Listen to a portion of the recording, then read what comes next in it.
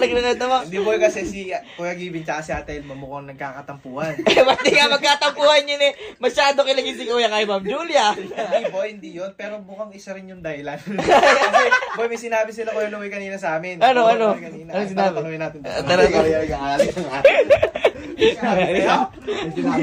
Ay, sinabi. Surgay, ha? Sinabi na rin sa'yo. Ayan, sige. Eh, Asan? ayos Kuya Louie. Ayan, yan. Ano yung kinukwento mo kanina na nagkatampo si Kuya Gibin tsaka si Ate Elma? Ay, oo. Nagkatampuhan nga ata. Pero hindi ako sure kung nagkatampuhan talaga. Oh, boy, di naman pala sure eh. Hindi ako sure. Kasi nga, boy, ito mga kuya mo, nag-inuman kami kagabi. Ay!